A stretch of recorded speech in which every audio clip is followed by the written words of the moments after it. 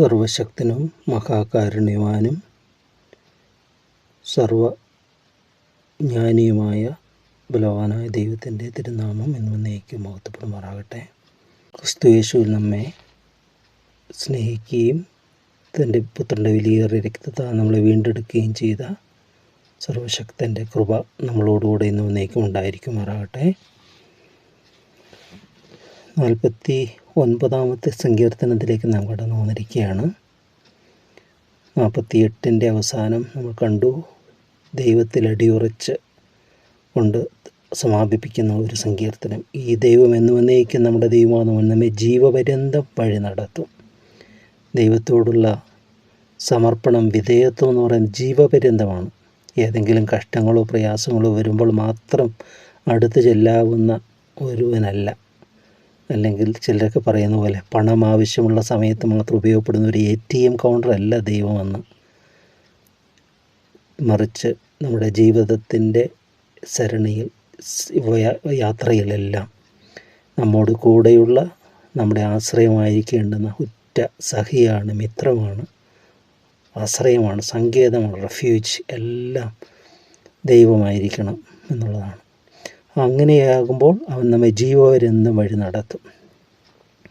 ആ ഒരു ഉറപ്പോടുകൂടി ആ സങ്കീർത്തനം അവസാനിച്ചിട്ട് 49 സങ്കീർത്തനം ഈ ലോകത്തിൻ്റെ മറ്റുള്ള എല്ലാത്തിൻ്റെ നശ്വരതയെ വെളിപ്പെടുത്തുന്ന 49. ധനം, മഹത്വം, പ്രതാപം, ഐശ്വര്യം എല്ലാം നശ്വരമാണ്. അനശ്വരമായത് എന്തെന്ന് അവിടെ വെളിപ്പെടുത്തുകയാണ് ഈ 49 സങ്കീർത്തനം. ഇതിൽ 3 പാർട്ടായിട്ട് തിരിക്കാം. ഞാൻ പാർട്ടായിട്ട് തിരിക്കുന്നതിന് ഇതൊരു മ്യൂസിക് നോട്ടിൻ്റെ ഒരു അവസാനമുണ്ട്. 2 നോട്ടുണ്ട്, മ്യൂസിക് നോട്ട്. അതായത് സേല എന്ന് പറയുന്നത് ഒരു മ്യൂസിക് നോട്ടാണ്. അതൊരു പ്രത്യേക സംഗീതം. അത് 2 ഇതിൻ്റെ ഇടയ്ക്ക് വന്നിട്ടുണ്ട്. അപ്പോൾ അതിന് ബേസ് ചെയ്ത് 3 വേർതിരിക്കുകയാണ്. ഒന്നാമത്തെ പോർഷൻ തീരുന്നത് 13 വാക്യത്തിലാണ്. അവിടെ ഒരു സേല എന്ന് നമ്മൾ കാണാം, ഒരു മ്യൂസിക് നോട്ടിൻ്റേത്. തുടർന്നുള്ളത് 2 വാക്യങ്ങളിലുള്ളൂ, 14 15. അവിടെ അടുത്തത് നോട്ട് തീരുകയാണ്. പിന്നെ 16 മുതൽ പുതിയ ഒരെണ്ണം തുടങ്ങിയാണ്. അപ്പോൾ 1 മുതൽ 13 വരെ ഒരു പാർട്ട്, 14 15 മറ്റൊരു പാർട്ട്, 16 മുതൽ 20 വരെ ഉള്ളത് മറ്റൊരു പാർട്ടായിട്ട്. ഒന്നാമത്തെ നമുക്ക് പറയാനായിട്ട് ഒരു ഫാക്റ്റ് എന്ന് പറയാം, യാഥാർത്ഥ്യങ്ങളാണ്. എന്താണ് യാഥാർത്ഥ്യങ്ങൾ? അതിന് നേരെ കണ്ണടയ്ക്കാൻ ആർക്കും സാധിക്കുകയില്ല. ഇവിടെ നമ്മൾ കാണുകയാണ്, സകല ജാതികളുമായുള്ളവരെ ഇത് കേൾക്കുവീൻ, സകല ഭൂവാസികളുമായുള്ളവരെ ചെവിക്കൊള്ളുവീൻ. സാമാന്യജനവും ശ്രേഷ്ഠജനവും ധനവാന്മാരും ദരിദ്രന്മാരും തന്നെ. എൻ്റെ വായ് ഞാൻ പ്രസ്താവിക്കും, എൻ്റെ ഹൃദയത്തിലെ ധ്യാനം വിവേകം തന്നെയായിരിക്കും. ഞാൻ സദൃശ്യവാക്യത്തിന് എൻ്റെ ചെവി ചായ്ക്കും, കിന്നരനാഥത്തോടെ എൻ്റെ കടങ്കഥ കേൾപ്പിക്കും. ഇവിടെ പറയുകയാണ് ഈ സകല ജാതികൾ, എവരി നേഷൻസ് എന്ന് പറയും. ജാതികൾ എന്നൊക്കെ പറയുന്നിടത്ത് ഇംഗ്ലീഷ് വരുമ്പോൾ എവരി നേഷൻസ് എന്ന് വരും. ഇത് സോളി പീപ്പിൾസ്, അല്ലെങ്കിൽ എല്ലാം ഇൻഹെബിറ്റൻസ് ഓഫ് ദി വേൾഡ്, ഭൂമിയിലെ എല്ലാ പാർക്കുന്നവരായി, ഇൻഹെബിറ്റൻസ് പാർക്കുന്നവരുമായുള്ളവരെന്ന് പറയാം. അപ്പോൾ എല്ലാവരും ഇത് കേൾക്കണം. അതിനകത്ത് ആരൊക്കെയുണ്ട്? എല്ലാവരും. സാമാന്യജനമുണ്ട്, ശ്രേഷ്ഠജനമുണ്ട്, ധനവാനുണ്ട്, ദരിദ്രനുണ്ട്, എല്ലാവരും. അത് കളർലെസ്, പിന്നെ എല്ലാവരും. അതിൻ്റെ തരംതിരിവ്, കാസ്റ്റ്ലെസ്, എല്ലാ വേർതിരിവുകളും വിട്ടിട്ട് എല്ലാ മനുഷ്യർക്ക് കേൾക്കണമെന്ന് പറയുന്നത്. കാരണം എല്ലാവരും ഒരുപോലെയാണ്. ദരിദ്രന്മാരും തന്നെ.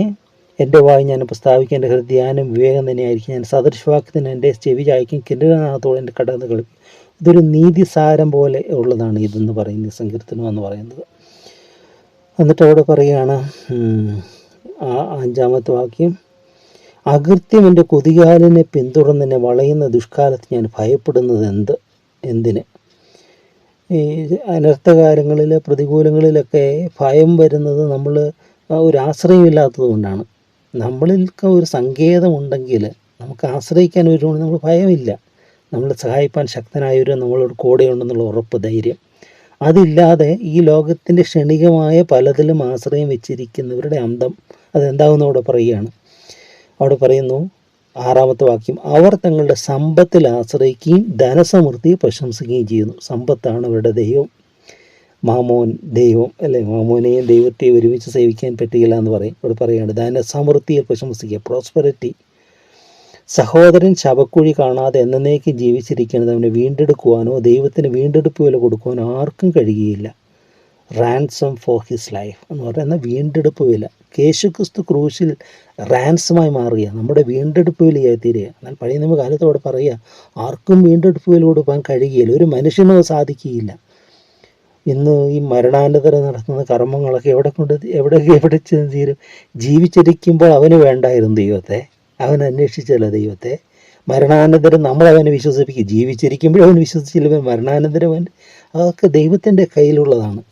പിന്നെ അതിൻ്റെ മെമ്മറി വേണമെങ്കിൽ ചില നടത്തുന്നുള്ളതല്ലാതെ ചെയ്യുന്ന കർമ്മങ്ങൾ കൊണ്ടൊന്നും അങ്ങനെ ഒരുവനെയും രക്ഷിക്കാനായിട്ട് സാധിക്കുകയില്ല. പണം കൊടുത്തൊന്നും ഈ രക്ഷ നേടുവാനായിട്ട് സാധിക്കുകയില്ല എന്ന് പറയുന്നത്. ധനം കൊടുത്ത് രക്ഷ നേടാൻ സാധിക്കത്തില്ല, പെരുമ കൊടുത്ത് പേര് കൊടുത്ത് ഒന്നും സാധിക്കുകയില്ല എന്നോട് പറയുകയാണ്.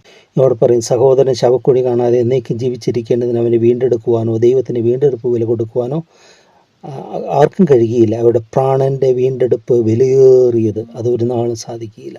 അത് വിലയേറിയതാണ്. എന്നാൽ അത് ആര് കൊടുത്തു? നിങ്ങൾ വീണ്ടെടുത്തിരിക്കുന്നത് പൊന്ന് വെള്ളി മുതലായി അഴിഞ്ഞു പോകുന്ന വസ്തുക്കളെ കൊണ്ടല്ല, ക്രിസ്തു എന്ന നിർദോഷവും നിഷ്കളങ്കവുമായ കുഞ്ഞാടിൻ്റെ വിലയേറിയ രക്തം കൊണ്ട് അത്രയെന്ന് പത്രോസ് അപ്പോസ്തലൻ ലേഖനത്തിൽ നമ്മൾ വായിക്കുകയാണ്. നമ്മൾ വീണ്ടെടുത്തത് വെള്ളി പൊന്നുകൊണ്ടൊന്നുമല്ല, ക്രിസ്തുവിൻ്റെ രക്തം കൊണ്ട്, കുഞ്ഞാടിൻ്റെ വിലയേറിയ രക്തം കൊണ്ട് നമ്മൾ വീണ്ടെടുത്തിരിക്കുകയാണ്. ഈ ദ്രവ്യാഗ്രഹം എന്ന് പറയുന്നത് ദൈവവചനം പറയുന്നില്ല. ദ്രവ്യാഗ്രഹം സകലവിധ ദോഷത്തിനും കാരണമെന്ന്. ധനികന്മാരാകാൻ ആഗ്രഹിക്കുന്നവർ മൗഢ്യവും ദോഷകരമായ പല ഭോഗങ്ങൾക്കും ഇരയായിത്തീരുകയും അത് നശിച്ചു പോവുകയും ചെയ്യും. അതുകൊണ്ട് അത് വിട്ട് ഓടണമെന്നാണ് പൗലോസ് തീമോഥെയോസിൻ്റെ ലേഖനത്തിലൊക്കെ പറയുന്നത്. 1 തീമോഥെയോസ് 6-ാമത്തെ അധ്യായം അതിൻ്റെ 8-ാമത്തെ വാക്യം മുതൽ 11 വരെയുള്ള വാക്യങ്ങളും, തുടർന്ന് അതിൻ്റെ 17-ാമത്തെ വാക്യം മുതൽ 21-ാമത്തെ വാക്യം വരെയുള്ള ഭാഗങ്ങളിൽ ഈ ദ്രവ്യാഗ്രഹത്തെക്കുറിച്ച് പറയുന്നത്. അത് ആഗ്രഹിക്കുന്ന പരീക്ഷയിലും കെണിയിലും കുടുങ്ങിയ മനുഷ്യർ സംഹാരനാശങ്ങൾ മുങ്ങിപ്പോകാനോട് വരുന്ന മൗഢ്യവും ദോഷകരമായ പല മോഹങ്ങൾക്കും ഇരയായി തീരുകയും ചെയ്യുന്നു. ദ്രവ്യാഗ്രഹം സകലവിധ ദോഷത്തിന് മൂലമല്ലോ. ഇത് ചിലർ കാംക്ഷിച്ചിട്ട് വിശ്വാസം വിട്ടിടുന്നു, ബഹു ദുഃഖങ്ങൾക്ക് അധീനരായി തീർന്നിരിക്കുന്നു. നീയോ ദൈവത്തിന് മനുഷ്യനായുള്ള അത് വിട്ടോടി നീതി, ഭക്തി, വിശ്വാസം, സ്നേഹം, ക്ഷമ, സൗമ്യത എന്നിവയെ പിന്തുടരുക. വിശ്വാസത്തിൻ്റെ നല്ലത് പൊരുതുക, നിത്യജീവനെ പിടിച്ചുകൊള്ളുക. അതിനായി നീ വിളിക്കപ്പെട്ട അനേക സാക്ഷി കൊണ്ടുമാകാൻ നല്ല സ്വീകാരം കഴിച്ചുവല്ലോ. എന്നിട്ട് അവിടെ പറയുകയാണ് എന്താണ്? 17-ാമത്തെ വാക്യത്തിലേക്ക് വരുമ്പോൾ, ഈ ലോകത്തിലെ ധനവാന്മാരോട് ഉന്നത ഭാവം കൂടാതിരിക്കുവാനും നിശ്ചയമില്ലാത്ത ധനത്തിലല്ല, നമുക്ക് സകലവും ധാരാളമായി അനുഭവിക്കുവാൻ തരുന്ന ദൈവത്തിൽ ആശ്രയിക്കുവാനും നന്മ ചെയ്യുവാനും സൽപ്രവൃത്തികളിൽ സമ്പന്നരായി ദാനശീലരും ഔദാര്യമുള്ളവരുമായി സാക്ഷാലുള്ള ജീവനെ പിടിച്ചുകൊള്ളേണ്ടതിനും വരും കാലത്തേക്ക് നല്ലൊരു അടിസ്ഥാനം നിക്ഷേപിച്ചു കൊള്ളുവാൻ ആജ്ഞാപിക്കുക. അല്ലയോ തീമോഥെയോസ്, നിന്റെ പക്കൽ ഏൽപ്പിച്ചിരിക്കും ഉപദേശം കാത്തുകൊണ്ട് ജ്ഞാനമെന്ന് വ്യാജമായി പേർ പറയുന്നത് ഭക്തിവിരുദ്ധമായ വൃഥാലാപങ്ങളെയും തർക്കസൂത്രങ്ങൾ ഒഴിഞ്ഞു നിൽക്കുക. ആ ജ്ഞാനം സ്വീകരിച്ചിട്ട് വിശ്വാസം വിട്ട്, ആ ജ്ഞാനം ലോകത്തിൻ്റെ ജ്ഞാനമാണ്. 2, ഈ ദ്രവ്യാഗ്രഹം കൊതിച്ചിട്ട് വിശ്വാസം വിട്ടുപോയി. ജ്ഞാനം ഈ ലോകത്തിൻ്റെ ജ്ഞാനം നേടുക എന്ന് പറഞ്ഞുകൊണ്ട് ജ്ഞാനത്തിൻ്റെ പിന്നാലെ പോകുന്നവരുണ്ട്. അറിവ് നേടുക. എന്നാൽ വിസ്ഡം നമുക്ക് വേണം, ദൈവം നമുക്ക് നൽകുന്നതാണ്. എന്നാൽ ഇവിടെ പറയുകയാണ്, ധനത്തിലൊന്നും ആശ്രയിക്കരുതെന്ന് 2 ഭാഗത്തും കൂടെ പറയുകയാണ്. എന്നിട്ട് ഇവിടെ നമ്മൾ കാണുകയാണ് 10-ാമത്തെ വാക്യത്തിലേക്ക് വരും. 49-10. ജ്ഞാനികൾ മരിക്കുകയും മൂഢനും മൃഗപ്രായനും ഒരുപോലെ നശിക്കുകയും തങ്ങളുടെ സമ്പാദ്യം മറ്റുള്ളവർക്ക് വിട്ടേച്ചു പോവുകയും ചെയ്യുന്നത് കാണുന്നുവല്ലോ. പുഴുക്കൾക്ക് വ്യത്യാസമില്ലെന്ന്, സമ്പന്നൻ വരുമ്പോൾ മാറ്റി നിർത്തും, അങ്ങനെ വ്യത്യാസമില്ലെന്ന് പറയുന്നത്. പുഴുവരിക്കുന്ന ദേഹങ്ങളെല്ലാം അവൻ്റെ വസ്ത്രത്തിൻ്റെ ഇതോ അവൻ്റെ പാണ്ഡിത്യമോ ഒന്നും ഈ ശവക്കുഴിക്ക് തിരിച്ചറിയാൻ പറ്റത്തില്ലെന്ന് പറയും. മരണം എല്ലാവരെയും സമന്മാരാക്കുമെന്ന് പറയും. മരണമുഖത്തെങ്കിൽ എല്ലാവരും സമന്മാരാണെന്ന് പറയും. ഇനി ഭവനങ്ങൾ ശാശ്വതമായി അവർ എന്താ ചെയ്യുന്നത്? ഈ ജ്ഞാനികൾ അവർ തങ്ങളുടെ സമ്പാദ്യം മറ്റുള്ളവർക്ക് വിട്ടേച്ചു പോവുകയും ചെയ്യുന്നത് കാണുന്നുവല്ലോ. തങ്ങളുടെ ഭവനങ്ങൾ ശാശ്വതമായി തങ്ങളുടെ വാസസ്ഥലങ്ങൾക്ക് തലമുറയായി നിൽക്കും എന്നിങ്ങനെയാണ് അവരുടെ അന്തർഗതം. തങ്ങളുടെ നിലങ്ങൾക്ക് അവർ തങ്ങളുടെ പേരിടുന്നു, എന്നാൽ മനുഷ്യൻ ബഹുമാനം നിലനിൽക്കുകയില്ല. നശിച്ചു പോകുന്ന മൃഗങ്ങൾക്ക് തുല്യൻ. ഇത് സ്വയാശ്രയക്കാരുടെ ഗതിയാകുന്നു. അവരുടെ അനന്തരവരവരുടെ വാക്കുകളിൽ ഇഷ്ടപ്പെടുന്നു. ഇത്രയും പറഞ്ഞതിൽ ഇവരെ ഒരു പാർഷൻ സ്വയാശ്രയം, ദൈവാശ്രയമില്ല. സ്വയത്തിലാണ് ആശ്രയം, സമ്പത്തിലാണ് ആശ്രയിക്കുന്നത്. അവർ തങ്ങളുടെ പേരൊക്കെ ഇടുന്ന എല്ലാറ്റിനും പേരിടുക. എസ്റ്റേറ്റുകൾക്ക് പേരിടുന്നു, ഇടുന്നു, വാഹനങ്ങൾക്ക് പേരിടുന്നു, എല്ലാം. പക്ഷെ ഒന്നും നിലനിൽക്കുകയില്ല. എല്ലാം വിട്ടേച്ച് പോവുക, ഒന്നും കൊണ്ടുപോകാൻ പറ്റുന്നില്ല. സലൗദീൻ എന്ന് പറയുന്ന ഈ തുർക്കി, അത് ഇസ്രായേലിനെ ആക്രമിച്ച ഒരു മുസ്ലിം ഇതാണ് സലൗദീൻ എന്ന് പറയുന്നത്. അദ്ദേഹത്തിന് ഈ സങ്കീർത്തനം അങ്ങോട്ട് ഹഠാകർഷിച്ചു എന്നാണ് പറയുന്നത്. അദ്ദേഹത്തിൻ്റെ ഈ മരണസമയത്ത് ഈ അലക്സാണ്ടർ ചക്രവർത്തി മറ്റൊരു രീതിയിൽ ചെയ്തു. കൈകൾ പുറത്തേക്കിട്ട് ഞാൻ വെറും കൈയായി പോകുന്നുവെന്ന് അലക്സാണ്ടറിൻ്റെ ശവമഞ്ചത്തിൽ അങ്ങനെ ഇടണമെന്ന് പറഞ്ഞിരുന്നു. എന്നാൽ സലൗദീൻ എന്ന് പറയുന്ന ഇദ്ദേഹം ഒരു ശവക്കച്ച, അതായത് ശവമഞ്ചമൊക്കെ മൂടുന്ന തുണി, തുണി കെട്ടുന്ന തുണി, അത് ഒരു കുന്തത്തിൽ കുത്തിയിട്ട് മുൻപിൽ പിടിച്ചുകൊണ്ട് അനൗൺസ് ചെയ്യണം, ഇത്ര മാത്രമേ എനിക്ക് കിട്ടിയുള്ളൂ എന്ന് പറയാൻ. അതും ശവം പൊതിയാൻ വേണ്ടി, ഇത് മാത്രമേ ഞാൻ ഇത്രയെല്ലാം നേടിയിട്ടും എനിക്ക് കിട്ടിയുള്ളൂ എന്ന് മുൻപേ പറഞ്ഞുകൊണ്ട് പോകാൻ പറഞ്ഞെന്ന് പറഞ്ഞ്. അപ്പോൾ എല്ലാം നശ്വരമാണ്. അത് തിരിച്ചറിയുന്നതാണ് ഭാഗ്യമെന്ന് പറയുന്നത്. ഇപ്പോൾ സ്വയാശ്രയക്കാരുടെ ഗതിയാകുന്നു. ഇനി അവരുടെ അവസാനം എന്താണ്? അവിടെ അടുത്ത പോർഷൻ നമ്മൾ പറയാം, ഫെയ്ത്ത്. അവരെ പാതാളത്തിന് ആടുകളായി ഏൽപ്പിച്ചിരിക്കുന്നു, മൃത്യു അവരെ മേയിക്കുന്നു. നേരുള്ളവ പുലർച്ചയ്ക്ക് അവരുടെ മേൽ വാഴും, അവരുടെ രൂപമില്ലാതെയാകും, പാതാളം അവരുടെ പാർപ്പിടം. എങ്കിലും എൻ്റെ പ്രാണനെ ദൈവം പാതാളത്തിൻ്റെ അധികാരത്തിൽ വീണ്ടെടുക്കും. അതാണ് ഫെയ്ത്ത്. അവൻ എന്നെ കൈക്കൊള്ളും. ഫെയ്ത്ത്. ഒന്ന് ഫാക്റ്റ്, രണ്ട് ഫെയ്ത്ത്. ആ ഫെയ്ത്തിലൂടെ പറയുകയാണ്, എന്താ പറയുന്നത്? 14-ാമത്തെ വാക്ക് പറയാം, like sheep they are appointed for Sheol. പാതാളത്തിന് ആടുകളായിട്ട് മേയിച്ചിരിക്കുന്നു. അവരുടെ ഇടയനാര? Death shall be their shepherd. അവരുടെ മരണമാണ് അവർ ഭരിക്കുന്നത്. കാരണം ഇവരുടെ ഈ മഹത്വം എല്ലാം മരണത്തോടുകൂടി തീരുകയല്ലേ. പക്ഷേ സങ്കീർത്തക്കാരൻ പറയുക, lord is my shepherd, I shall not be in want. യഹോവ എൻ്റെ ഇടയനാകുന്ന എനിക്ക് മുട്ടുണ്ടാകുകയില്ല. അതാ വ്യത്യാസം. ഇവിടെ death shall be their shepherd. അവരെ ഭരിക്കുന്നത്, അവരെ നയിക്കുന്ന അവരുടെ ഇടയൻ മരണമാണ്. എന്നാൽ ഒരു വിശ്വാസിയുടെ ഇടയൻ ദൈവമാണ്. അതാണ് അവിടെ പറയുന്നത്. അവരെ പാതാളത്തിന് ആടുകളെ ഏൽപ്പിച്ച് മൃത്യു വരെ മേയ്ക്കും, നേരുള്ള പുലർച്ചയ്ക്ക് അവിടെ. എങ്കിലും എൻ്റെ പ്രാണൻ്റെ ദൈവം പാതാളത്തിൻ്റെ അധികാരത്തിൽ വീണ്ടെടുക്കും, അവൻ എന്നെ കൈക്കൊള്ളും. ഇനി ഫെയ്റ്റ് എന്ന വിധി എന്ന് പറയുന്ന ഡെസ്റ്റിനി, വന്നു ചേരുന്ന അനുഭവം എന്താണ്? പോകുന്നത് എന്താണെന്ന് പറയുകയാണ്. ഒരുത്തൻ ധനവാനായി തീർന്നാലും അവൻ്റെ ഭവനത്തിൻ്റെ മഹത്വം വർദ്ധിച്ചാൽ, അതൊക്കെ ഗ്രാജുവലായിട്ട് സംഭവിക്കുന്നതായിരിക്കും. ഭവനത്തിൻ്റെ മഹത്വം വർദ്ധിച്ചാൽ നീ ഭയപ്പെടരുത്. അവൻ മരിക്കുമ്പോൾ യാതൊന്നും കൊണ്ടുപോകുകയില്ല, അവൻ്റെ മഹത്വം അവന് പിൻചെല്ലുകയുമില്ല. അവൻ ജീവനോടിരുന്നപ്പോൾ താൻ ഭാഗ്യവാൻ എന്ന് പറഞ്ഞു. നീ നിനക്ക് തന്നെ നന്മ ചെയ്യുമ്പോൾ മനുഷ്യർ നിന്നെ പൂർത്തി. ചിലർക്ക് പറയത്തിൽ കണ്ടോ, അവൻ നോക്കുക എത്ര ബുദ്ധിമാനാണ്, ബ്രില്യൻ്റാണ്, അവൻ പണമൊക്കെ സമ്പാദിക്കുന്നു, സ്വരൂപിക്കുന്നു. നീ നിനക്ക് തന്നെ നന്മ ചെയ്യുമ്പോൾ മനുഷ്യർ നിന്നെ പുകഴ്ത്തുമെന്നാണ് പറയുന്നത്. അവൻ തൻ്റെ പിതാക്കന്മാരുടെ തലമുറയോട് ചെന്ന് ചേരും, അവർ ഒരു നാളും വെളിച്ചം കാണുകയില്ല. മാനത്തോടിരിക്കുന്ന മനുഷ്യൻ വിവേകഹീനനായാൽ നശിച്ചു പോകുന്ന മൃഗങ്ങൾക്ക് തുല്യനത്രേ എന്ന് പറയുകയാണ്.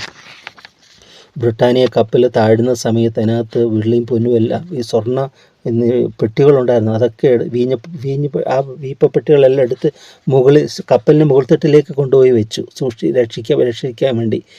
എന്നാൽ കപ്പൽ മുങ്ങുകയാണെന്ന് പറഞ്ഞാൽ എല്ലാവരും അതൊക്കെ ഉപേക്ഷിച്ച് രക്ഷാ ബോട്ടിലിങ്ങനെ പോയി. അപ്പോൾ താഴ്ത്തുന്ന ഒരു വ്യക്തി മുകളിൽ ആരെങ്കിലും ഇനി ശേഷിക്കുന്നുണ്ടെന്ന് അറിയാൻ പോയപ്പോൾ അവിടെ ഈ സ്വർണ്ണപ്പെട്ടികളെല്ലാം പൊട്ടിച്ചൊരു കോടാലിയോട്ടൊരു മനുഷ്യൻ നിൽക്കുക. സ്വർണ്ണപ്പെട്ടികളെല്ലാം അതിൻ്റെ നടുവ് നിൽക്കുക. ആ മനുഷ്യനോട് പറഞ്ഞിട്ട് ആ മനുഷ്യൻ പറയുക, ജീവിച്ചപ്പോൾ ദരിദ്രനായി, ഈ സമ്പത്തിന് നടുവ് കിടന്ന് മരിക്കട്ടെ എന്ന് പറഞ്ഞ് ആ ഫൂളിഷ്നെസ് മാൻ ഇത് ചെയ്യാണ്. ഇതെല്ലാം നശ്വരമാണ്. ഈ പിരമിഡൊക്കെ നോക്കി, പിരമിഡിൻ്റെ അനുഭവം എന്താണ്? അത് 3000 വർഷങ്ങൾക്ക് മുമ്പ് 1,00,000 ആളുകൾ 30 വർഷത്തെ അധ്വാന ഫലമാണ്. 2.5 ടൺ വീതം ഭാരമുള്ള 23 ലക്ഷം കല്ലുകൾ കൊണ്ട് നിർമ്മിച്ചിട്ടുള്ളതാണ്.